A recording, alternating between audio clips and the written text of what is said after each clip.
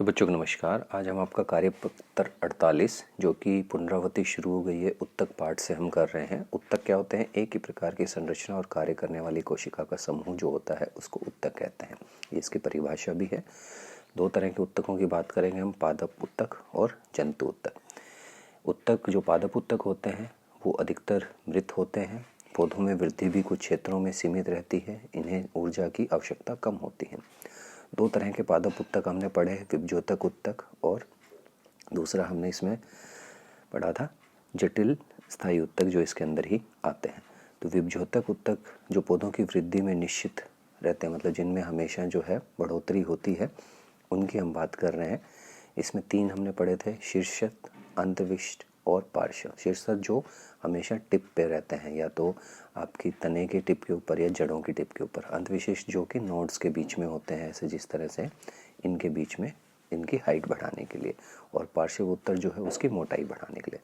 स्थायी उत्तक की बात करें तो दो प्रकार के होते हैं, एक होता है सरल स्थायी उत्तक और एक होता है जटिल स्थायी उत्तक। तो सरल स्थायी उत्तक के अंदर तीन है, पैरेन्काइमा, कोलेन्काइमा, स्क्लेरेन्काइमा। उसके बाद एपिडर्मिस जो होता है, जिस तरह से हमारी त्वचा होती है उसी तरह से फूल, पत्ती, तना, जड़ सभी बाहरी कोशिकाओं को ढकी हुई इन परत को एपिडर्मिस कहते हैं। जटिल स्थायी उत्तक जो है दो तरह के हैं, जाइलम और फिलोएम। जाइलम आपको पता है खनिज लवण का ऊर्ध्वाधर वहन करते हैं, जमीन से ऊपर तक पहुंचाते हैं, और फिलोएम जो है पादप द्वारा, पत्तियों द्वारा जो भोजन बनाया गया उसको एक जगह से दूसरी जगह स्थानांतरण करने में मदद करते हैं। जंतु उत्तक की अगर हम बात करें तो ये अधिकांश भागों में जीवित होते हैं। इन्हें ऊर्जा की आवश्यकता अधिक होती है और इनके अंदर जो कोशिका वृद्धि होती है वो भी एक समान होती है। जंतु उत्तक अलग अलग प्रकार के होते हैं, संयोजी, एपिथेलियम, पेशीय और तंत्रिका। संयोजी के अंदर रक्त, आसित, उपासित, स्नायु, कंडरा, एरियोलर और वसामय, ये सारे संयोजी उत्तक के हिस्से हैं। एपिथेलियल में हम बात करें तो शल्की, घनाकार, स्तंभी, स्तरित और जो है आपकी तंत्रिका। तंत्रिका तो अलग से है, ग्रंथित एपिथेलियम। ये चार जो है, पांच इसके अंदर हैं।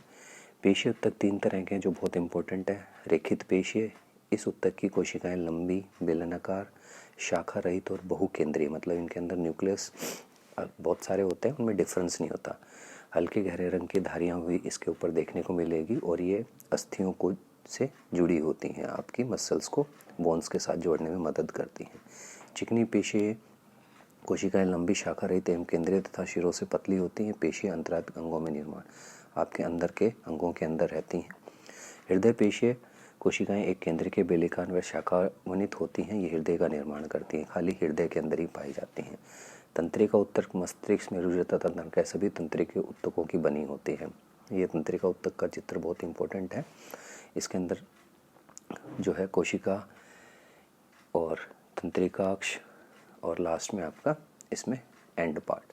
तो इस चित्र को भी आपने प्रैक्टिस करना, और कौन सी जगह कहाँ लेबल करना है, केंद्रक कहाँ है, ध्रुमिका क्या मतलब है, तंत्रिकाक्ष का क्या मतलब है, और तंत्रिका का अंतिम शिरा। न्यूरॉन के तीन भाग हैं ये, ध्रुमिका, कोशिकाएं और तंत्रिकाक्ष। और ये काम क्या करते हैं? किसी भी मैसेज को एक जगह से दूसरी जगह पहुंचाने में मदद करते हैं। पहला प्रश्न क्या है, उत्तक क्या है? पादप तथा जंतु उत्तक में दो अंतर लिखिए। तो आप यहाँ से लिख सकते हैं, पहला, एक ही प्रकार की संरचना और कार्य करने वाली कोशिकाओं के समूह को उत्तक कहते हैं। अंतर की बात करें तो एक अंतर ये लिखेंगे, ये उत्तक अधिकतर मृत होते हैं, ये उत्तक अधिकांश भाग में जीवित होते हैं। इन्हें ऊर्जा की आवश्यकता कम होती है, इनकी ऊर्जा की आवश्यकता अधिक होती है। तो यहाँ से आपके दोनों पॉइंट आ जाएंगे। उसके बाद एक हाथ चिकनी और हृदय पेशी का अंतर स्पष्ट कीजिए। यहाँ से आप लिख देंगे प्रश्न 2 का उत्तर। न्यूरॉन का एक नामांकित चित्र, इस पर कार्य भी लिखिए।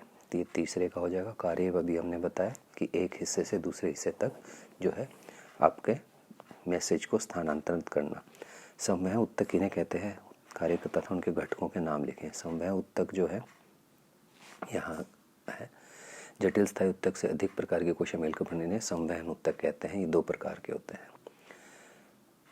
इसमें जाइलम और फिलोएम का आपने लिखना है, और इनके प्रकार में कोशिकाएं कौन कौन सी हैं। जाइलम में 4 और फिलोएम में जो 4 है, किताब की सहायता से आप लिखेंगे। तो ये पुनरावर्ती वर्कशीट है, इनको आप बार बार पढ़ोगे, इन्हीं में से आपके 1 वर्ड क्वेश्चन आएंगे। धन्यवाद।